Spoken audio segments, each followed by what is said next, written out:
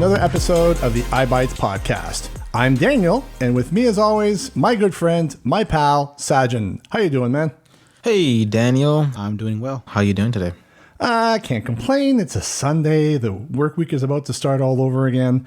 And I know it's been a while since we've last recorded an episode. The last one was over a month and a half ago. We're a little bit busy lately, so we haven't had a chance. But now we are ready to roll, ready to record. And that's why we're bringing you the news. Kind of. So how about you, man? What you been up to the last month and a half? School work, because I'm not working just yet because... I'm just waiting for that contract to be renewed still. Oh, it sucks. I know, right? And I started doing Uber Eats. How does that work? So I know you said you're low vision and you have some vision. Obviously, you don't drive a car. I'm guessing you're biking around with your bike? I'm biking, and I can also do walk as well. That's good. But nobody's complaining? Nobody's giving you a 1 star? Not yet. Not yet? So anybody in the Ottawa region, if you have Sajandeep show up at your door with a bike, make sure to give him a 1 star. I mean a 5-star review. 1 star. Thank you. But that's good. So other than that, nothing new. Nothing exciting? Really. No. I didn't buy anything cool. No. Oh, geez. I'm just saving up now. Well, bought way too much stuff earlier. Sadly for me, that's not the same. I actually did buy a couple of things. I know last time we were talking about the Apple event that they announced, I think, AirPods Pro 2, new iPhone, stuff like that. I did buy a pair of AirPods Pro 2, and I'm liking them. They're really good. They're definitely a little bit better than the AirPods Pro 1. Audio quality, I find that they have a little bit more bass to them, and compared to my older pair, I find the transparency is a little bit better. Granted, because I think my older pair, I'm having a problem with the microphones, or if I'm talking with on the phone or recording a message and I have them set to automatic for the microphone, it tends to sound very muffled. But if I have to force them to use the right microphone, and that's the only way they sound proper. Yeah. But so that's why I figured, might as well buy a new pair. So I bought that AirPods Pro 2. And after several months of stress and waiting, I finally got myself a new computer. Yeah. Yay! I sold my Mac to a friend of mine. She bought it for her granddaughter. And I bought myself a Alienware laptop. I'm not really going to specify which brand, but which make model. But it's a pretty well spec'd. Running Windows 11. Sadly, I kind of wish I had Windows 10, but Windows 11 is working really well. There are a couple of little glitches I'm having with it. I'm trying to figure out how to troubleshoot it, but I think it's more an issue with Dell computers than anything else. It's like I try to plug in my headphone jack into my laptop and the headphone jack itself, and for some odd reason Windows is not seeing the microphone. It's seeing, like, I'm using the right wires, the right tips, so it's a TRS connector, and everything's working. And the headphone jack is indeed one for gaming headsets. It's not just for headphones. But for some odd reason, when I plug it into my computer, my Windows only sees it as headphones. It doesn't see it as a headset. So when I go to the mic options, the only thing I have is the laptop microphone. It doesn't see the actual microphone from the jack itself. So yeah, that's the only little downside I have. But other than that, if someone knows what's going on and they know about it, leave us a comment. Yeah, an email or comment. I've been looking online. It seems to be, from what I gather, it's a software that I would have to install. It's called the Waves Max Audio. Yeah. But when I look in the Microsoft Store, it's not there. And that seems to be the only place you can get it. And from what I've been able to read online, it seems like it's when you plug in your headphones into the headphone jack. For some odd reason, the computer is not recognizing it as a headset. It defaults it to a pair of headphones. But and people said that they were able to make it work by installing the Max Audio software, and then from there telling the software, hey, this is a headset, not a headphones. And then from there, once they do that, the microphone is recognized. But for some odd reason, for me, when I can't find the software anywhere, and I can't really install it, but I'll see if I can find a way to tell the computer, hey, this is headset, not a headphones. Sorry, I'm breathing a lot today. a little bit out of breath.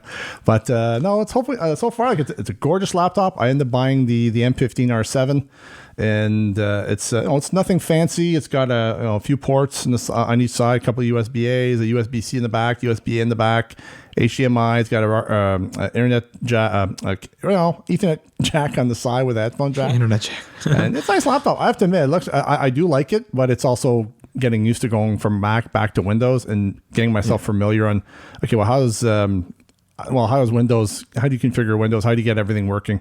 And so far I've had it for a little bit over a week now, and I'm liking it. It works really well. That's good. I'm definitely glad I got rid of my Mac.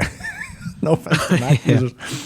I just found that for me, the Mac, I don't know, I liked it, but I found it was too cumbersome to try to interact with the UI. You had to press the voiceover keys and then left and right. You had to hold them and then press the left and right arrow keys and interact and uninteract. I'm like, this is too much. And I wasn't crazy about the file system, like the Finder. I didn't like that, so I decided I'm going back to Windows. So that's okay.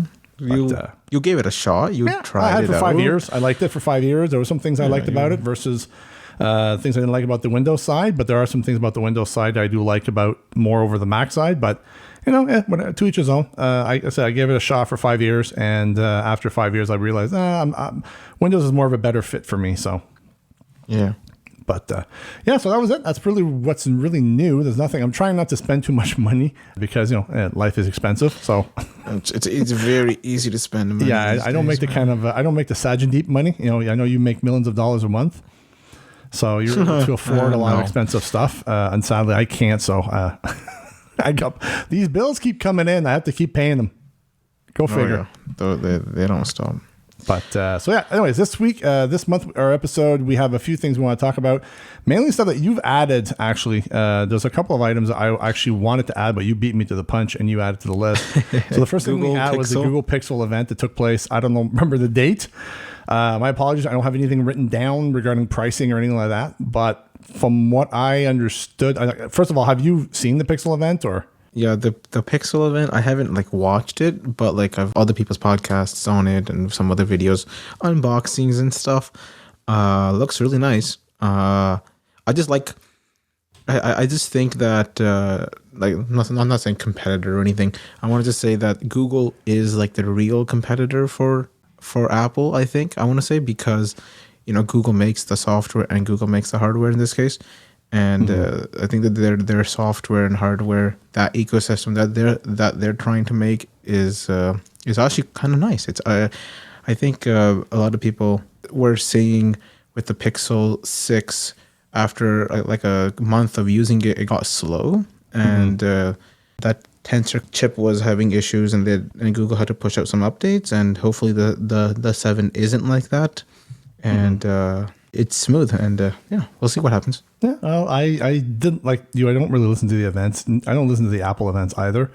I mainly just listen to podcasts after the fact and see what was talked about. So I do know that at the Pixel event, they had a Pixel 7, Pixel 7 Pro. They had a Pixel Watch and a Pixel tablet, I think, that they announced as well. That tablet is actually not a standalone tablet. It's basically it's not out yet, but I think it's supposed to come in 2023, actually. I don't know the price. I don't know the dates, but I know the dates and the prices. I have no clue. They haven't announced the prices yet. Also, really? I thought they would have announced it by now. No, I think it's because that one is delayed. The iPad or the tablet. The tablet one. Okay, I was talking about the Pixel 7 Pro. Yeah, no, those are out, but that one's actually a little delayed, so that's why it's not out yet. But yeah, they did. I know that the tablet, the Pixel tablet, they did also talk about this docking station. You could put the tablet in, it had a speaker and everything.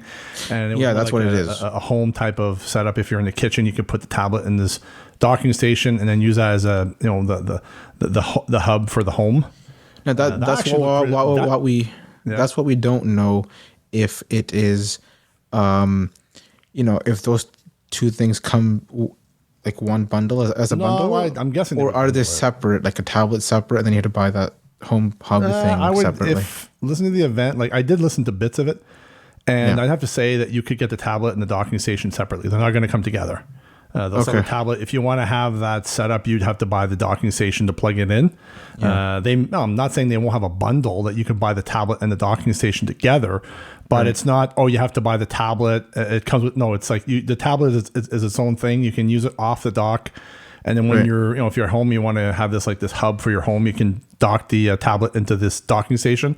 And they had a name for it. I don't remember what it's called, but it was like, it looked pretty sweet. And I'm like, that's something that I kind of wish Apple would make this, like a dock that you could put your tablet and have like a sort of a HomePod speaker built into it. And that way, if you're in the kitchen, you slide in your iPad Pro into it and boom, you get yourself like your hub.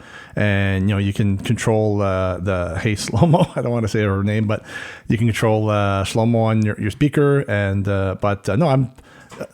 it's a shame I'm too much in the Apple camp because I'd love to get my hands on a Pixel. If Google wants to send me one as a gift, go right ahead. I will not say no to a Pixel 7 Pro. Feel free to send it to me. I would love to test the accessibility features. Oh yeah, I do want to actually mention, or not mention. You were mentioning the Pixel, right? Yeah, well, Pixel 7 Pro, the watch and the tablet. I actually downloaded something to my my mixing board, and I wanted to play it, but I totally forgot that I had it, and I was going to have it lined up and everything, but it didn't work out. So I wanted to mention the selfie taking, like the accessibility for people with low vision, getting the screen reader to tell you, hey, the selfie thing. Yeah, the selfie things. Yeah, so like asking or not getting the phone. Well, the phone will actually guide you to take a proper selfie, basically. Yeah. So, well, I had a video with Molly Burke, which is a very famous YouTuber, and she was doing a demo of the selfie using TalkBack, and it looked pretty sweet. Having it guide you. I know on the Apple side you can. I think there was an app I remember playing. They had apps where I think it was like Selfie X. I think was one of them that helped you guide you, but I know the iPhone camera, I'm not saying it's as advanced as the Pixel, but you do have some verbal feedback with the iPhone if you're centered or not. It doesn't automatically count down and take a photo and everything. That's the only difference. Oh, it does? On the iPhone? On the the Pixel has that where the new Pixel 7, you can point it the camera at you, and it's going to help you guide you, make sure you're centered. And once you're nicely centered, everything looks good. It's going to count down and take a selfie photo. And I know the iPhone does have something. It's not exactly the same thing. It does tell you verbally where you are in the frame, but it won't count down and take a photo. You have to still take a photo yourself. But it does have that audio feedback to let you know, hey, you're centered or you're top left corner. Yeah, this is just more advanced. Like it will make sure that you're in the center and. Well, I really hope Apple comes out with that. That'd be nice if they had that. Yeah, I would. Yeah, I wish. Even like FaceTime. I wish like FaceTime and like other audio apps had like guidance to let you know that hey, you're in center before you start your meeting. That'll be kind of nice. Well, you do have. Doesn't that do that on macOS? No, it's only on the camera app on the iPhone. If you try to turn on FaceTime, it doesn't tell you if you're in center or not. Okay. Well, wish it did. Hopefully Apple's listening and will be able to implement that in their products down the road, because it'd be nice to have that, self-guiding to take a selfie. That'd be nice. And Before we move on to the next topic, I actually found the clip from Molly Burke. One face. Move your phone slightly left and down. Move your phone slightly right and up. Ready for selfie. 3, 2, 1. Photo taken. One face. Oh my god, I love this. Move your phone right and up. Ready for selfie. Wait, I want to get my light. Photo taken. This is so cool. The Pixel Watch is kind of cool. I know. It's a round watch. It looks nice though. Like I would say, I will give them credit. Looking at the round watch face, I don't like that. It's like I'd rather have a square watch face and have a round one. But that's just me. Like, I'm not saying it's a bad watch. I'm sure it's great. But the question I have is, how is TalkBack going to run on that thing? Like, is it going to run sluggish? Is it going to be snappy? Because I know that's one thing I remember hearing Stephen Scott talk on Double Tap, is that he's tried the Samsung watches and all that stuff, and a lot of times it's sluggish. Like, as soon as you turn TalkBack on, it's like it's not as snappy and responsive as you would have on an Apple Watch in VoiceOver. So that's the one question: is once the Pixel Watch is out, like how is TalkBack going to be on? Is it going to be snappy? Is it going to be slow? Because that's the one that's a make and break thing. You know, if it's too slow, then forget it. I might just go buy one and just try it out. Do you need what? You buy an Android device? Do you? Whoa! Okay, do you know if I can? have entered into the Twilight Zone for the first time. I have never heard Saj compliment an Android product. Not even talk about even buying an Android product, and now he's talking about maybe buying a Pixel Watch. I do have 2 Android phones. Have you fallen down, hit your head, or no. I do like the look of it, and also what I was gonna say. Do you have to have a Pixel to pair or set up the Pixel Watch? I think because it is basically Fitbit.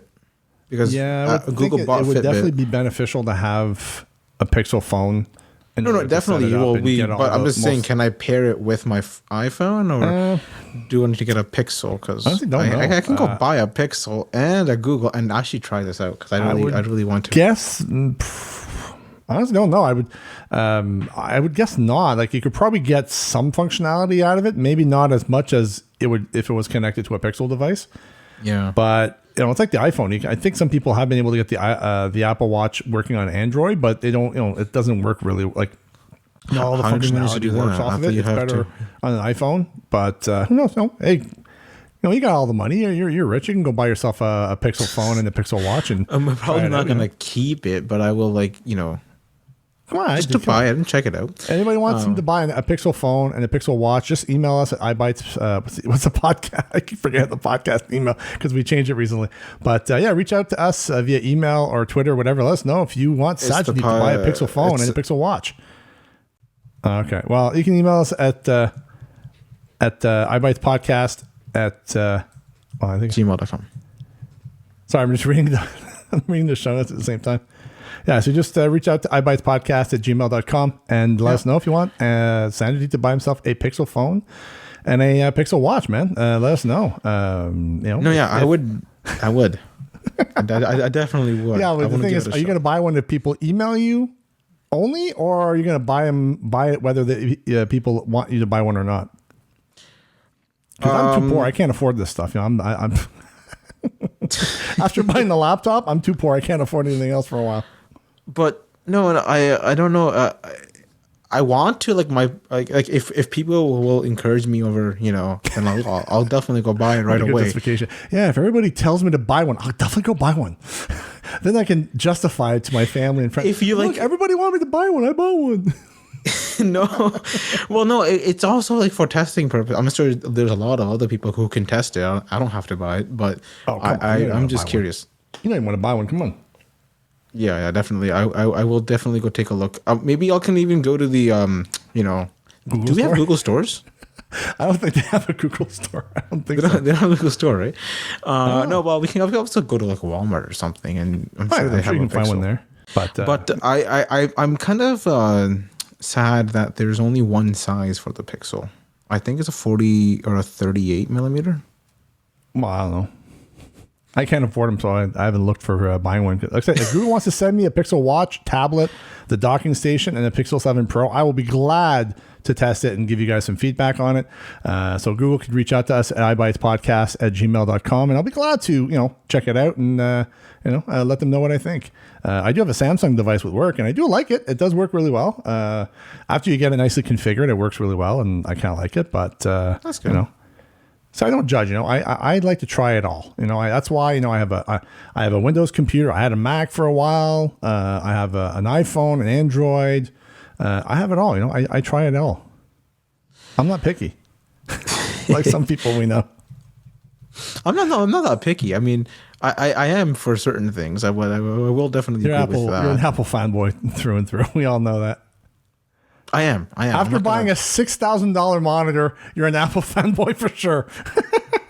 Well, yeah, definitely. I am an Apple fanboy. I will say that. When I actually had to go to the Apple store and get my Mac fixed before I sold it, And I went there and I spent a good half an hour talking to, actually John. John was his name. Shout out to John if you're listening to this. You were awesome helping me out, man. It was great talking to somebody who was a tech fan as much as I am. But I think I took the guy's time. So we spent half an hour walking around the store, checking out the AirPods Pro 2, the new iPhones, the studio monitor, the iMac. We looked at pretty much everything they had to sell. But I had time to kill because my Mac had to get reinstalled. We kind of mucked up the reinstallation of the OS, so I had to go there so they can reinstall the OS, and that's what took a while. So I'm like, hey, no, that's good though. I figured since I'm here, hey, can somebody show me around and show me all the new toys you guys have? So no, that's good though. Like, how do you like the new designs of the MacBook Air? We can talk about that after we do the end because I want to move on there. But yeah, just to make it quick, I did the monitor. The studio monitor and the iMac monitor, I have to say that they look gorgeous. They're beautiful monitors. I can't afford them. No way in heck I can afford them. But, first of all, being completely blind, I don't see the point in buying a monitor when I can't see nothing. Right. But for the most part, they are gorgeous. They're absolutely stunningly gorgeous. Even the keyboards, I looked at the new keyboard with Touch ID and the iPhone 14 Pro, the Pro Max look great as well. I have an iPhone 13 with work, so the 14 looks identical to the 13. Yeah. But everything looked gorgeous. But I'm like, that's just a lot of money. It is expensive. But guess what? Moving on to the next item. Guess what? What? The EU has standardized USB-C. So what is that supposed to mean? Most likely, eventually Apple's going to have to get rid of the Lightning port and go USB-C. Yeah, which actually, also I'm gonna, because we have something else that Apple released new products. I'm gonna just put it all into one. They recently introduced, the 10th generation iPad, like the iPad, the every guy iPad. Sorry, the everybody iPad. The everybody iPad. The cheapest one that was, I think it was like $329 US. Yeah, I think this one is $429 now, US. Reason the new being, 10th gen I think is $599. I think, is it? No, $429 US. I don't know about Canadian though. No, because I was listening to Double Tap today, and they were talking about the new products that Apple announced, and I think the new iPad 10th gen is it was $449 before the 9th gen, and the 10th gen now, the newer one, is $599. It's $150 more. I think they still have the 9th gen on the Apple Store at $449. Yeah, they do. Yeah, but the new 10th gen is $599 from what I heard. $599 Canadian for the new 10th gen iPad. Yeah. So that's what I'm saying. So I was saying US price is $429. Well, I'm pretty certain most of our audience is Canadian, so no. I was saying that's what I memorized. So I know you said you listened to the podcast. You memorize the American pricing, not the Canadian pricing, even though you're Canadian. I actually never saw the Canadian pricing. You gotta find that's why you're Canadian. Anyway, I was going to say that the reason why also it's like high, it's more expensive is because the screen is edge to edge now. Yeah, they got rid of the home button. Yeah, I think it's about time. They've had that. But also, they've actually put a USB-C port on the cheapest iPad now. That's good. So most likely the next iPhone, which is 15, will have USB-C. Oh, we'll see. That's the rumors next year that the 15 will have that, but we'll see. But again, yeah, I hope not. I have a lot of stuff which is Lightning, and I really don't want to have to rebuy everything with freaking USB-C. Yeah, I even though I didn't understand that Apple. This year they've released the AirPods Pro, right? Why doesn't that have USB-C? Oh well. Oh, the AirPods Max or the Pro 2. Well, I'm guessing the next model is going to have probably like a USB-C or. Well, they have MagSafe charging on the Pro 2s, which actually, you know what? This is something I want to try out, and I actually tried it when I first got them. Is I tried them on my Qi charger, which the Air Pro ones do the same thing, and they do work. But when you pop them when you put them in the Qi charger, you actually hear them the ding sound, which is kind of cool. But Apple Watch I charging want to sound. try on the watch charger, and sure enough, it magnetizes and it starts charging. I'm like, cool, I can use my watch charger to charge my AirPods Pro too now. Yay! Yeah, so it's a I do like them. Qi. It has lightning. It charges via Qi, lightning, and MagSafe as well, I think, as well. So that's another good MagSafe thing. and Apple Watch Puck. But yeah, going back to USB-C, you know what? I think it's. I'm looking forward for them. I hate these proprietary cables. I hate that. I'm like, you know what? Maybe for a while they had a reason for it, but now that it's USB-C is pretty much everywhere, it's like And it does a lot, right? It does data transfer. It does video. It does a lot faster audio. than It Lightning, does so. charging. It provides power. It does so much. So why not? You know, it makes sense to have one cable. So Well, Apple likes to drag it on as much as they can, so. of course. Well, we'll keep an eye course. open. Hopefully it's not. Hopefully next year they'll have that USB-C on the iPhones. If not, then the year after. But I'm pretty sure Apple's going to drag their heels on this one. They're going to wait at the very last minute to switch over. Well, on the iPhone, yeah, most likely. But then they had to like transfer like all of their keyboards, mice, and everything, right? So Well, what I'm hoping is that this is something else I wanted to bring up as well about the iPhones. Is I remember hearing somebody, I think it was iFixit, tore down the iPhone 14 Pro and Pro Maxes, and especially in the tray? US, because the eSIM tray is removed. They actually didn't put. They put a piece of plastic in the spot where the SIM tray was. I'm like, really? Like, well, why- this year. I hope, because it's the same thing with the. Oh, we took the headphone jack off. We're brave, and they didn't put anything in its place. With the iPhone 7 they didn't, but with the iPhone 10 they did. Oh, they did. I don't know. I just So then for next year, I'm sure we'll get something with the iPhone 15 Yeah, well, that to me, I just will find it as cover it. a ploy for them to make more money. Like the headphone yeah, of jack. Yeah, course. we took it off. We're brave. Yeah, you're trying to sell more wireless headphones, people. That's you hate the fact that we can just plug in wired headphones in there, and it's like, oh, it's an extra hole that water can get in.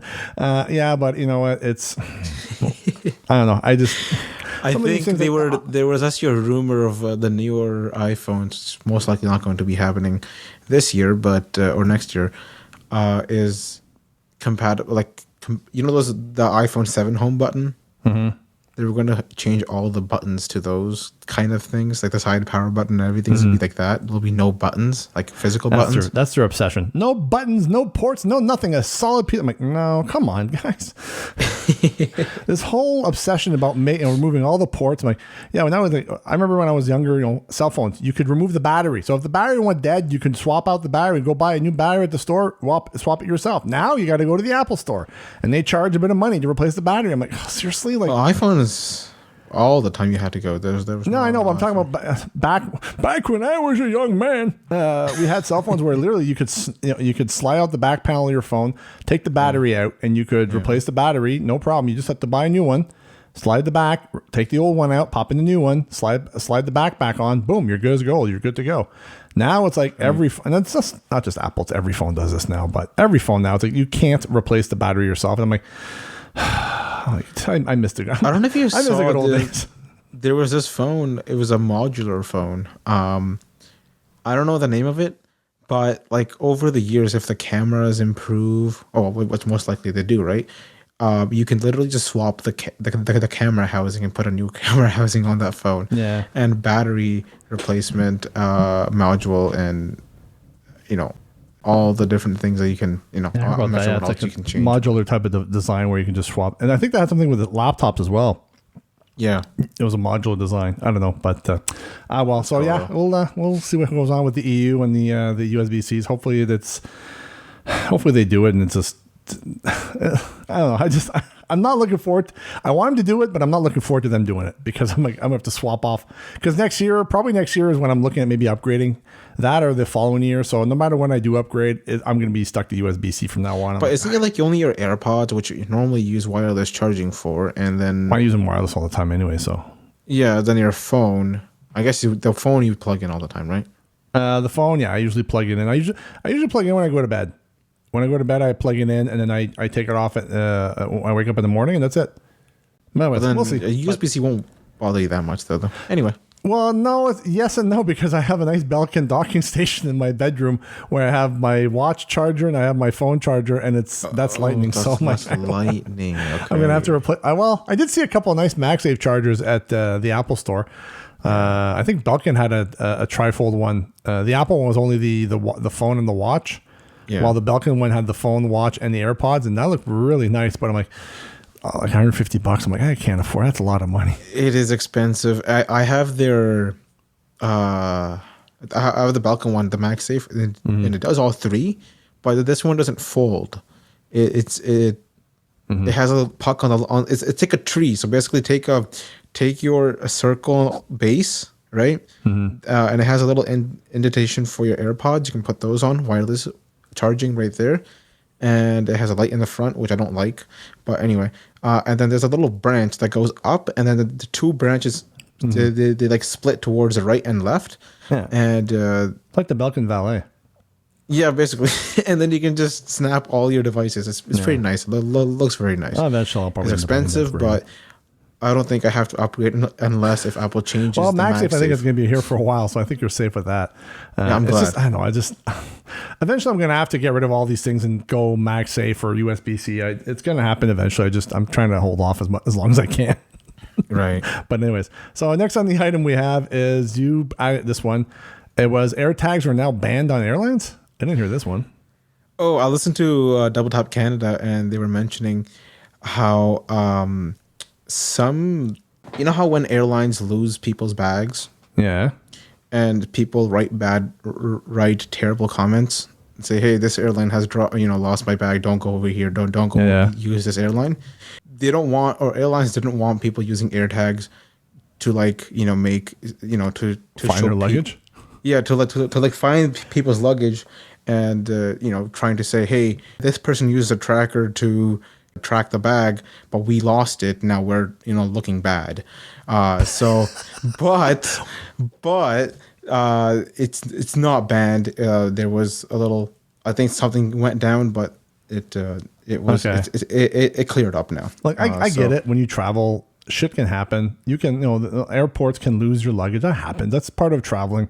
Yeah. And I'm assuming that they do the best they can not to lose your luggage. So when it does happen, okay, yeah, I don't really blame them. Although sometimes I think I've never had that happen to me. Knock on wood. I've never lost my luggage, thankfully.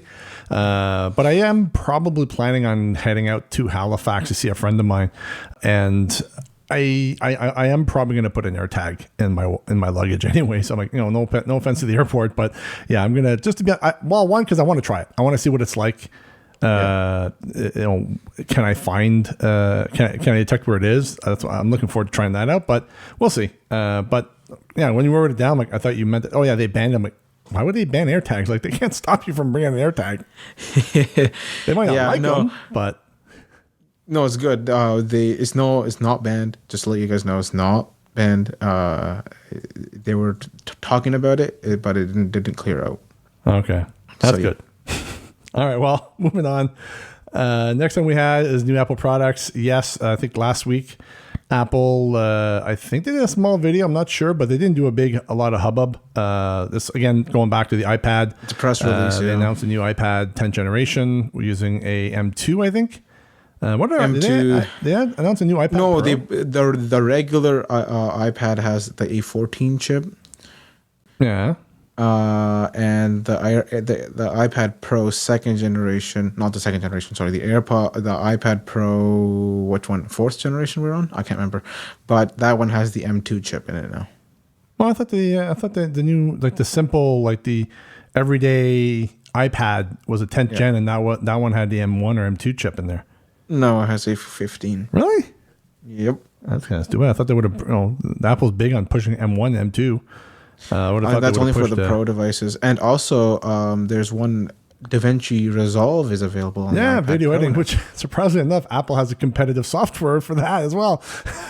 It's like they talked about DaVinci, whatever the hell it was called. They talked about that, but they have their own video DaVinci editing Resolve. software, and they proudly talked about DaVinci. I'm like, oh, cool. I don't know anything about this. I don't do video editing. I'm actually kind of excited, Reaper, but not because now I have like a really expensive Mac and I already kind of have Final Cut Pro. But when I had the iPad Pro, I always wanted one. Like there was a app called LumaFusion, which was amazing. It had more power than regular iMovie did, but I wanted something that's more like Final Cut Pro. DaVinci Resolve is close enough. Okay. Well, it's I'm probably never going to buy one because one, I can't afford it, and two, I have no need for an iPad. I can do pretty much everything with my iPhone. So I did have an iPad Mini before, and I did like it, but it was these column views. I didn't like that having to, because it's not just when you open like screen, your mail, columns, so. you have like your mail showing up on your list of emails on the left, and then the right side is your like the actual email that you tap on. Yeah, and it's just I got used to it, but I just for me I didn't find any use for it in my workflow. Like to me, iPhone does a good enough job. I did my whole entire high school on an iPad Pro. It was awesome from grade 9 all the way until grade 12. Do you want to buy another one? Pro. Sorry? Don't you want to buy another one? No, I sold that one after like 6 years. Yeah, you want to buy? You should go buy a new one. Test it out. If anybody wants Sash to go buy a new iPad Pro, send us an email at eyebytespodcast@gmail.com, or you can leave us a message on Twitter. I think it's at eyebytespodcast. Let us know if you want Sash to buy an iPad Pro. Google Pixel Watch, Google this. Yeah, tell me how to buy everything. And if you don't mind, also maybe PayPal me. No, I'm joking. No. Apple wants to send me a new Apple TV and new iPads. I'll be glad to send that to me as a gift. I'll be glad to test them and give them my honest opinion. They can do that to me as well. They can reach me at the eyebytespodcast@gmail.com. I really put in that email. But yeah, so they have besides the iPads. But before you do go on to the next device, or the other devices, I want to just mention that something they did with the cheaper iPad, and I don't understand why they didn't do it with the iPad Pro. Well, I guess because they were recycling the materials, and they want to just use the same material for now, and do maybe upgrade it next year, is that the cheapest iPad has a landscape camera now. Like it's on the long side. And the iPad Pro, I've used it when I had it. Sorry. I actually used it in landscape more often than portrait mode, because portrait mode, that's a 12.9-inch iPad, and then using it in portrait mode, it's like tall. But not everybody buys a 12.9. That's very unique, because for me, but 12 and 11, it's not that much of a difference. 12 point, yeah. So it's not that much of a difference, but I mean it is, but like not that much. But I don't know why they didn't move that camera. Like I think is because they're recycling the I don't know materials, but whatever. I wish that they did it in portrait. Then I would have bought the iPad. It's just that one camera, because when you're like trying to do FaceTime calls and you're in the center, you're always off to the side with the iPad Pro. I know it has center stage and everything, but still. I think the reason why they probably put it on the on the center landscape is they're probably expecting a lot of people to connect a keyboard to this thing and use it like a laptop. That's why they figured, well, most laptops, the screen is like in a landscape type of look, and but that should be on the iPad Pro, not the regular iPad. That's what I'm trying to. Yeah, well, I don't know. Apple's very special. Also, there's an air gap between the iPad screen. I don't know why it's not laminated. An air gap? There's usually the previous older iPads and phones usually had a millimeter of an air gap between the screen and the panel. Okay. They started laminating it with the iPad, I want to say Air 2. And when you're like touching the screen, it actually feels like you're actually touching the pixels. It's so close to the actual screen that there's an air gap, and it feels really, really old. And I don't know why that they've. I know because it's cheaper to produce that, but still, I think in 2022, everything should be laminated at this point. Oh well, but oh well. Well, moving on. Last item that I think they announced was a new Apple TV 4K. I think the only difference from what I've been able to read is that you have a lower priced Apple TV. I think they're what is the price tag? Because you have the lower one, which is Wi-Fi only, which I think has 120. This thing is 150, no? I don't know. I haven't looked at the price. To be honest with you, I haven't looked at any of the pricing for any of the items, but I know they have a lower cost Apple TV, but it's Wi-Fi only, and I think it only has like 128 gigs. Or No, sorry, 64. 32 gigs. Sorry, 64. Is it 64? Yeah, 64. Well, the other one though. So the other one's 128 then. Yes. Okay, so yeah, They got rid of the 64 gig model. They got rid of the 32. Yeah, so the 64 gig model, which is a Wi-Fi only, and then the 128 is Wi-Fi and Ethernet. Yeah. So that's great. I honestly, I don't see a reason though. If you've got the 4K, like the latest one that had the new remote, I wouldn't upgrade. No, I wouldn't upgrade either. You can always, if you are and you don't like the Lightning port, you can always buy the remote set separately that has a USB-C port remote, because the new Apple TV does come with a USB-C remote now. It does. Yeah. Oh well. So something else with USB-C. Yeah, something else that has USB-C. See, the old one has Lightning still, and I have to admit, have they incorporated the AirTag in the remote yet? No, I don't think they have. So you still have to get that. Is it the Elgato or the Alago? I think it's Alago. I remember buying one last year when you knew. Last year before when they announced the new Apple TV. I bought one, and I actually bought the. I think it was Alago had a rubber sleeve you could slide the TV remote in, but underneath the remote you had a little spot to put the AirTag in. So I bought that specifically for that. So that way my remote is never lost, and it makes it bulkier, but I don't really care. I only watch the Apple TV when I got friends over, or my niece comes over. We'll stream some audio described content on the Apple TV, but when I'm alone, I just stream it off my phone with good headphones. And also, I think the 128 gigabyte model with the Ethernet also has a thread support, so you can use it as a home hub. And now I don't know. Because I know that TVs can be run as a home hub, but not the 64 gigabyte anymore. I don't know. Because it doesn't have thread anymore. I don't know what that means. Honestly, I know with the last model of the Apple TV, you could. You could. Yeah, definitely. HomeKit, HomePods or HomeKit hubs as well. I don't know. I think it's just honestly, I do like their effort to bring a lower cost Apple TV, because that's one thing I never liked about the Apple TVs is they're always a bit expensive for what they did. Expensive. That's just fair, yeah. And streaming boxes, like I do agree. I do love the Apple TV for a streaming box. It works great. It's very simple. Although there's one thing I have to admit, maybe somebody knows how to do this, but I've Googled it. I can't find how to do it. When you have apps that are in the app switcher, and I can open up the app switcher and I can navigate to each of the apps in the app switcher, but I can't close them. I used to swipe to the app and then turn my fingers on the touchpad like a dial, and then you would have actions that would pop up, and you can swipe up or down to select close and then click on it. And now it doesn't work anymore. So I don't know if I'm doing something. I'll have to Google that more to see if, because right now I have a lot of apps running in the background. I'm like, I really wish I used to like closing them up, but I just can't do that with the new Apple TV remote. I don't know what's going on. Is it the remote or is it the tvOS 16? I don't know. It's hard to tell because I can still open up the app switcher. I can navigate to the app. I can turn on that circular D-pad they have with the touchpad. Yeah. They have the old look of the old Apple TV with the D-pad, and then the middle button, the select button, is a touch surface as well. And you can turn your fingers like a dial on that D-pad. But the thing is, after that is I don't, for some odd reason, like I can turn it to the actions. I can swipe up or down till I hear actually when I turn and I swipe up or down, it doesn't do anything. It just, I don't know. It's kind of weird. I don't know. I have to look more about it to see if I can find what's going on. But I used to be able to do that still with have the old remote, but not this one. I still have the old remote. I like that one. It's nice and thin, and I don't like that. I hate the thin ones. I don't know. I just loved that one, and also that actually had a gyroscope in it. The newer ones don't have that, so you can't play racing games.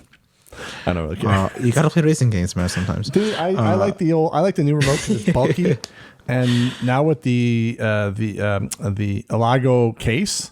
Yeah. It makes it bulkier, but I don't care. I like it having like when I hold it, I want to make sure. Like I'm too afraid with the old one. I was too afraid to break it. Yeah, because it was glass. Holding that little tiny remote, I was afraid to break it. Also, it was glass that a lot of people, I think people were mentioning some hotels have Apple TVs or had Apple TVs. And there was this one YouTuber who mentioned that every single hotel that I went to that had the Apple TV, that remote was always broken. So Wow. I know so people it was always that, cracked. So I know people used to say that remote that people always used to pick it up and always grab the wrong end. And I'm like, I can get that, but most of the time what I did, I even bought like a cheap rubber sleeve that you could put it in. And with that, you never mistakenly grab the wrong end. You always made sure you grab the right one. Same with the Alago one that I got. It's the same thing. Like you grab it and you can't accidentally grab the wrong end. yeah, because it doesn't feel right in your hand. It doesn't sit right. But no, so that's what they announced. Didn't make a big kerfuffle this time. They just released it, and I think they did a small video to talk about it. Yeah. But are you going to rush out and buy some new stuff from Apple this week, or? I'm actually more excited for the Google devices this time than I am for Apple devices. But anyway, See, that is shocking to hear you talk about the Google. That you're looking forward to buying those over Apple. Like I don't know. Like, have we crossed over to a new dimension? I just think something? that Google has the ability to like really, really compete with Apple. Well, that's the thing. It was Google. Like one thing I do like about Apple versus Android is that with Android, especially if it's a third party like Samsung or what is it, the Huawei's or whatever, is when you download updates, I don't know if it's still the same. It might not be the same way anymore, but I know back in the day, the way I understood it is when Google pushes out an update, the updates have to go through the manufacturer. So Samsung, they have to revise the update and push it through. Then the carrier and then it's got to go through your carrier, and then your carrier has to do their thing. Approve it. I think it's because they have to kind of go over the update and kind of tweak it so it works for the device, or that it's the UI or the look or the like they basically just grab the software and they customize it or personalize it for Samsung, and then it goes to the carrier. The carrier does what they need to do at their end, and then if they decide to let it go through, then you'll see the update. But if one of those two decides, you know what, we're not going to let it go through, then you're stuck with no updates. Now, security patches do have to go through. That's one thing I do like. A lot of the big companies like Samsung, they do push out the security patches, so that's one nice thing about it. But unlike iPhones, and this is why I like if I'm going to buy another device, another Android device, it's going to be a Pixel, because Google, like you said, Google controls the hardware, controls the software. So when they push an update, your device is going to get it right away. It doesn't have to go through the manufacturer or carrier. It just Google's the manufacturer. They let it go through, and then boom, it's done. Yeah, like Apple. That's one thing I like about it. I'm surprised that Samsung hasn't made their own operating system. I know they're sticking with Android. Well, they do have their they have the Android, but they have the what is it called? I keep forgetting they have their own not View. What the hell do they call it? I keep forgetting because you can buy a skin, or they have a specific name for it, and I apologize, people. I have the name at the tip of my tongue. And I don't remember what it's called, but it's sort of a skin that a launcher. There you go. That's what it's called, launcher. It basically changes the UI to the way whoever creates the launcher, they can make the UI look however they want. Yeah. And I know there was a Nova launcher, which was a very popular one. I don't know how accessible they are. It's been a while since I've used one, but the Pixel has their own launcher. Samsung uses their own. I think the X1. I keep forgetting what it's called, but they have their own launcher. And I have to admit, I have a Samsung Galaxy S21 FE. And I like it. I've got it configured. I've listened to a lot of people who, especially on Jonathan Mosen, they had another gentleman, I think he used to work with Freedom Scientific. I keep forgetting his name, but John Gassman, I think was his name. I apologize if I ruined his name, but I think it was him. He did a tutorial a year or two ago when I think it was Android 11 incorporated, instead of having Samsung voice assistant, which was their screen reader, they incorporated TalkBack, and they kind of customized TalkBack, added some voice assistant gestures to TalkBack, and now they use TalkBack, I think, since Android 11. Right. And he actually did a demo of the new TalkBack back when it was released in Android 11. But he also, when I listened to it, he had some good recommendations or suggestions on how to tweak the OS and the gestures, and I actually implemented them, and I do like those changes that he recommended, because I do find it works a little bit better. Like I think he turned off the sounds, which I did too, because you have different sounds when you do gestures and it's annoying. I turned them off, and I do find the phone's a little bit more snappier that way. But yeah, I'm having the tweaks done, and I've done a few changes myself and customized it my way, and it works really well. And it's I'm used to using it now. I gave it some time and I learned it, but I figured it out.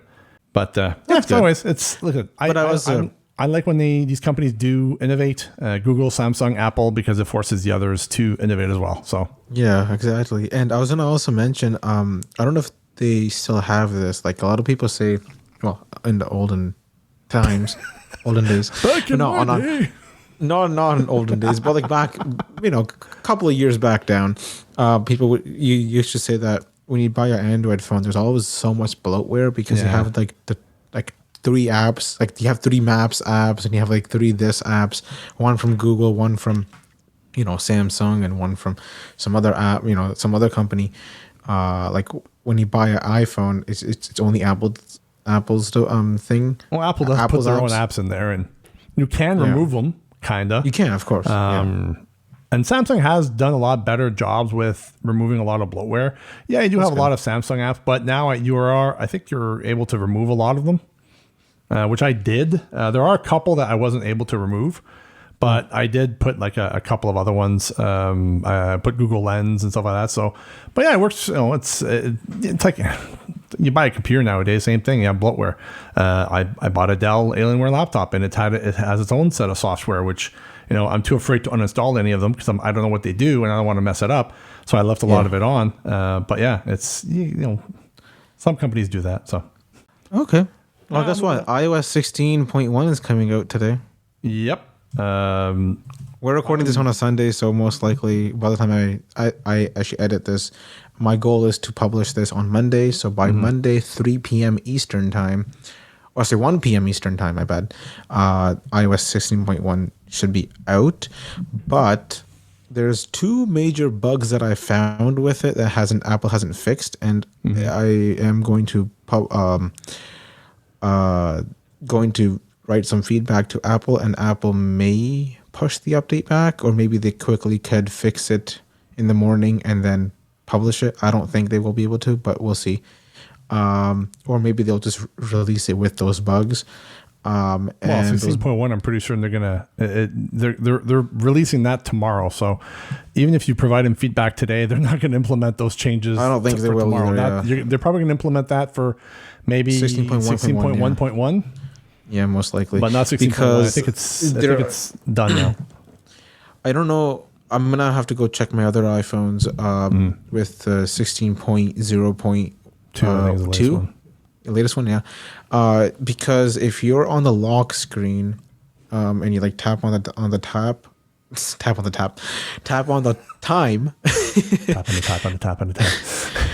the time, and then use your rotor and you go to actions. Yeah. You'll have actions first of all, and you can swipe up and down, and you can edit the lock screen, right? Well, with 16.1 beta 5 we're on, it doesn't have you don't have that feature at all. Like the actions doesn't show up at all. And also if you go to emergency you click on the emergency button, the keypad is not accessible. Okay. Like when you like press the when you like try to like log in with your passcode, you know how you have a cancel and you have emergency. When you press on emergency, well, there's no way to back out or like tap any numbers. Oh boy! And you can't even click on emergency or medical ID. That button doesn't work either. Okay. So I'm gonna have to make a video and like publish it to Apple in their feedback app, and hopefully they can fix it sooner than later. I know there's a few bugs I know. I don't use the beta, so I'm not on it. And first, my apologies if you hear a lot of noises in the background. I got one of my neighbors who's doing some work with wood, so you may actually hear like some drills and grinders. So my apologies if you hear that. But I know that I'm kind of hoping that 16.1 might fix this. But I've noticed, for example, one thing that hasn't happened often, but it does happen occasionally. But I haven't had it happen in a while. When we're on Zoom calls and when we hang up, if I'm on headphones and we hang up, I've noticed that sometimes the audio comes out of the earpiece as if I'm not on speaker anymore. And there's no way for me to put it back on speaker. I literally have to shut down the phone and restart it in order for it to go back to the speaker. 16.1. I don't know why it does that. It's just for some odd reason. I've heard some people say they have the same issue, that the audio is coming out of the earpiece instead of coming out of the speaker. But it only seems to happen when I was on Zoom. And as soon as I hang up from Zoom, boom, it's like, and it hasn't happened in a while. So it maybe, I don't know, maybe 0.2 fixed it. I'm not sure. But another thing that I really find annoying, and I thought was fixed in 16.0.2, when you tap on, you do the one finger triple tap on the App Store and you pull up the context menu and you swipe through to updates and you tap, sometimes I find focus jumps to the search button. And by the time you tap, the focus jumps and you tap on the search, and then you're in the search field in the App Store. I'm like, son of a gun, I have to close it and go back to the account and then search for updates. And I've actually found myself doing the split tap. So I'm moving my finger to the updates, then using another finger to tap on it. That's the only way I've been able to work around it. And another bug I found, which they haven't fixed it yet. I hope 16.1 fixes it. If you open the app switcher, that's fixed. Well, okay, that's good, but I'll let people know what the issue I'm having. So when you open the app switcher, let's say, for example, you have, you have Overcast and you have, Facebook open. And this is not just for these apps, it's for any app. So you have those two apps open, you open up the app switcher, and when you swipe left and right with VoiceOver on, you go to the leftmost, you'll hear like the two apps, and it won't say active, it'll say like Facebook, and it'll say Overcast. And then you swipe again, it'll say Facebook, active, and swipe a fourth time, it'll say Overcast, active. And it's like it's got duplicates of each of the apps, and one set it has the word active at the end, and the other one does not. And if you go to the ones who are not active and you try to swipe up with 3 fingers, nothing happens.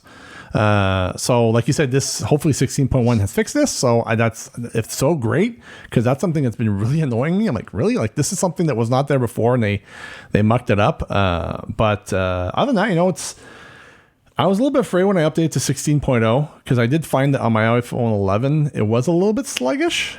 Not much, but just a little bit. I've even noticed with the AirPods Pro 1 and the AirPods Max that I find that when you have VoiceOver on and you're using either of those headphones, I find that a VoiceOver is a little bit sluggish. And it wasn't before. So I don't know if it's the OS that did this, or if it's because maybe the OS is bigger now and it needs a faster processor than what the iPhone 11 has. But it doesn't seem to be as prevalent as with my AirPods Pro 2. They're still a little bit sluggish, not much, but it's not that noticeable. But on the AirPods Pro 1 and the AirPods Max, I can notice a bit of sluggishness compared to before. It's still usable, but it's just a little bit sluggish, and it's annoying. Well, that's probably another Apple telling me, hey, go buy a new iPhone. Again, if Apple wants to send me a brand new iPhone 14 Pro Max with 1 terabyte storage, space black, feel free. I'll be glad to take that as a gift. Yeah, good luck. Good luck with that one. Let me know if you get one. Hey, a guy can dream, Yeah, of course. But anything else you want to talk about iOS 16.1, or because you're the one on the beta? Yeah, I'm on the beta, but there's a lot of bug fixes that have been fixed. Now you can actually delete the wallet app. I don't know if you want to do that, but before you couldn't delete the wallet app, but now they've added ability to delete the wallet app. And you have to delete remove all of your cards before you can delete it. Mm-hmm. Otherwise, the app will prompt you, hey, before deleting, delete the cards, you dummy. Yeah, go delete Warning, the cards. There are cards in this wallet app. You want to delete the app? If so, delete the cards first. Yeah, and most of the bugs are fixed, I would say.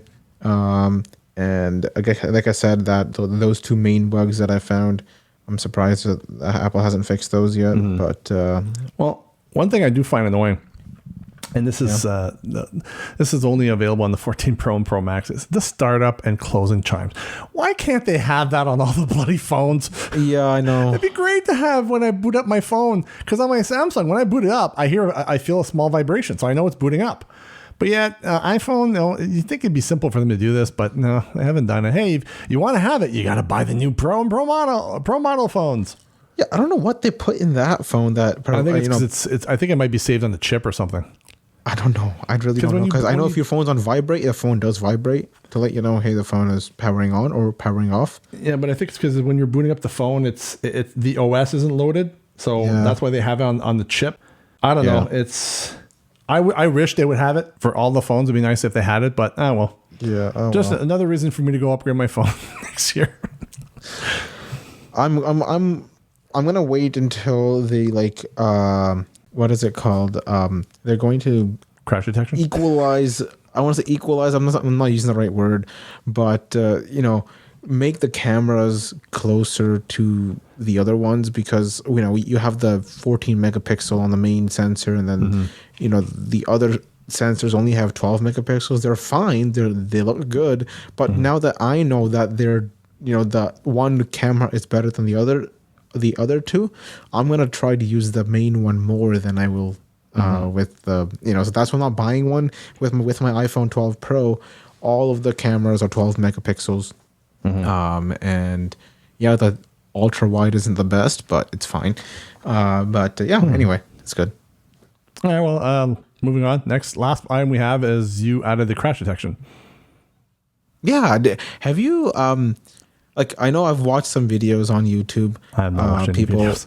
You haven't? Okay, so I actually watched some videos of people actually taking not remote control cars, but this person actually put this pedal thing that was controlled with a remote control. That thing had gas in it. That car did have gas in it, and he used his remote to press on the pedal full throttle, and it hit. I think it hit a power line or something. Which was not good. But yeah, that crash detection did go off. And there was another video I've watched. These people were doing it, and it didn't go off, because I don't think they were. Yeah, the car was really, really damaged. It was pretty brutally damaged, but I think the forces wasn't enough for it, or they didn't go that as fast the other guy did. But oh well. It's same as airbags, right? You don't know if the airbags will go off. It depends on how Yeah, you told us they will, but how hard, it depends on how hard you crash and whatnot, right? Well, I don't want these things just to accidentally go off while you're driving. You're because these things they fill up pretty much the entire space where your face is. So if these things go off, you can't see nothing. You'll crash if these things come off. So airbags will trigger without you pressing the brakes for a split second, and then the airbag's deployed, and next thing you know, you crash off a bridge and crash in the water. It's look, the airbag's deployed before I crashed. Yep. Well, guess what? Also, something crazy. I don't know if you heard of this, that some roller coasters are they're triggering the crash detection.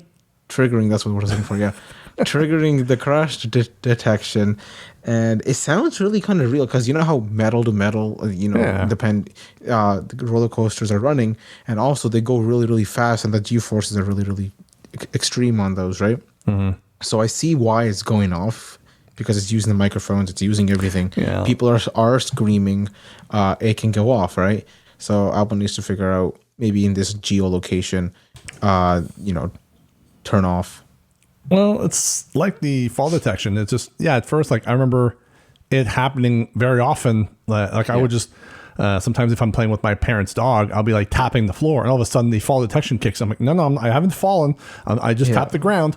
Or if I smack the counter, sometimes I'll be, I need to smack a container or something of I make a salad or something. And the fall detection might trigger, but it's, hopefully this is something that they're going to fine tune over time. And they're going to make this a little bit more better over time. Right now, it's still it's still the first version, so it's going to be a lot of issues that it's going to creep up. But as people use it, they can test it all they want in the lab, but once it's in the public's hands, there'll be a lot of like how can I say, very unique Variables? situations that will trigger this, and then they'll be able to say, oh, okay, well, they can then adjust for it in updates. So, Right. But some parks are like putting up signs telling you, "Hey, make sure you turn off your phone or turn on do not disturb or turn on airplane mode. That way it doesn't go off." But because again, until you actually get a crash and you need it, it's not on. Yeah, I know, but I know that if your phone's in your pocket, I mean, with the Apple Watch, I guess you could like use your nose quickly to cancel it or whatever. If you don't want to let go, the handles, whatever you're holding, on the when your phone's in your pocket, you can't really take out your phone while you're on the roller coaster. If you're in a roller coaster, you can't hear it. True, yeah, the phone does vibrate. The crash detection and be able to stop it. Right, and also the phone does vibrate, but sometimes the roller coaster is also vibrating heavily, and then you can't figure it out. I think I remember where I heard this, but apparently I don't know. Violently, this is something that Apple could probably say, hey, when people are in this environment here, this place, disable crash detection. If you're in a amusement park and there's roller coasters, crash detection might not want to work in this situation. Right. So. But anyway. It's like I said, they'll fine tune this over time and it'll work fine. But yeah, I remember the default detection when I got the Series 4, and I remember one day I was going to work and I was nowhere near my office. I just walked out one morning and did I have my dog? I think I still have my dog. But I remember walking out and crossing. It was just middle of winter. I crossed the intersection where I take my bus in the morning, and when I crossed one way, which is fine, then I had to turn around and cross the other street to go on the other side of the street for the bus stop. Well, they hadn't shoveled the sidewalks properly, so you had this snowbank between the road and the sidewalk. Oh, no. So I had to climb up this snowbank and then come back down. When I came down, I didn't have the dog. I think I was only using my cane. I slipped and landed, and thankfully by the time I thought I had broken my wrist. My right wrist, and I'm right-handed. So for me, I was like, oh crap, I broke it because I could not move it. It hurt like hell. And fall detection kicked in, and I was like, no, I said, I'm good. I'm okay. I didn't, I told it not to because I didn't want it to call 911 or anything like that. Because I was like 5-minute walk away from my house. So I just walked back home and, called my boss and said, look, I fell, I hurt my wrist. I need to go to the doctor's today and get this checked so I won't be coming into work. And he's like, no problem. And thankfully, when we went to the doctors, we had an X-ray, and it turned out nothing was broken. It was just very badly bruised and twisted. So it healed up. Like I think it took like a month for it to heal back, a month and a half. But yeah, fall detection had triggered, which is fine. That's when you want it for it to trigger. Right. But yeah, like I said, I've had situations where last this week was it last week? Yeah, last Friday. I normally leave the house after work and go to my parents to say a quick hello and play around with the dog a little bit. And I went over, they weren't home, so I turned around. And when I turned around to step off their front entrance, I missed the first step. And my the top of the edge of the step was underneath the back of my foot. So when I put all my weight on it, I'd say probably 3/4 of my foot was in midair. And when I put pressure on it, I kind of flipped forward and landed on, thankfully it's only 2 steps, so it wasn't that high, but I landed on my leg on the cement and I was like, ow. And I was doing a workout at the same time. I thought, oh crap, I was looking at my watch and fall detection had not triggered. I'm like, oh, okay, that's kind of weird, but I think it's because you're working out. I hope so, because it's like I was like looking at the watch, like, okay, did it trigger? Okay, it's not there. I'm like, okay, we're good. But also, if you get up, I think it cancels. If you get up right away, I don't think it will do it. Well, I don't know. That time I fell and hurt my wrist. I didn't get up right away, but it didn't take me like a minute to get up. It took me like maybe 10, 15 seconds. And it had chimed in. I'm like, no, I'm okay. Don't worry about it. So I don't know. It's good to have it there, so that way if you do fall, it's good to know that if I fall that and I can't get up, then that's an old joke. Sorry, I fall and I can't get up. But anyways, it's good to know that if I do fall, it's there. That and it'll call my parents and my brother and my sister, so that way if something happens to me, they get reached saying, your brother fell down and he can't get up. So. Anyways, that was the last item on the list. Anything else you want to add, or? Not for me, no. Not for you? All right, well, neither for me, so. I'll just say, guys, have a good Halloween. And Halloween's coming up. Big plans for Halloween, or? Me? No, next year. Next year? Uh-oh, what's happening next year? Well, next year we'll do some crazy things next year. Oh, boy. Okay. You guys Are you gotta going to buy that wait big, next year. 10-foot skeleton that our friend Veronica found? Oh yeah, that's true. I actually listened to Maybe next videos about that. I'm like, oh my goodness, who the heck would have a 10, 15 foot tall skeleton? Like, that's crazy, man. Well. Maybe it's for like stores though. Like I think it's No, mostly for I'm sure stores, some no? people could have that in their front lawn. It wouldn't go inside the house, that's for sure. I think I want to say, I think it was like maybe 10, 12 feet tall. So it wasn't really that super tall, but it was, it definitely wouldn't fit in, unless if you have a cathedral ceiling, this thing's not going to fit in your house. But I do have high ceiling in my living room, so I can go there because it's 14 feet tall. Well, if it was me, I probably would have bought one because I almost bought a Yoda figurine a long time ago. Oh yeah, how big was that Yoda? Yoda was actually way smaller than the skeleton. I think it was like, I want to say 4 feet tall. But it was a movie replica. That's why I was so close to buying it. It was like, I think it was like almost $700. And I saw it when I was with a friend. We went to a comic book store in Bayshore Shopping Center, and we walked in and she's like, oh, there's this movie replica Yoda. I'm like, oh, really? We couldn't touch it, sadly. But she's, oh, it looks, he's got the lightsaber in his hands. He's got his cape, his robes and everything, and he's like, he's kind of like leaning forward with the lightsaber across his face and everything. And like, oh man, it's like, oh, it's for sale. I'm like, oh, how much? And she told me the price. I'm like, I want to buy it. Yeah. But I was like, where am I going to put him? Yeah. So when I realized, where am I going to put him? I got no place to put this guy. Oh man, I can't buy him. I don't have room to put him. So I didn't buy him, unfortunately. But if I would have had a basement, I would have myself a 4-foot Yoda in my basement.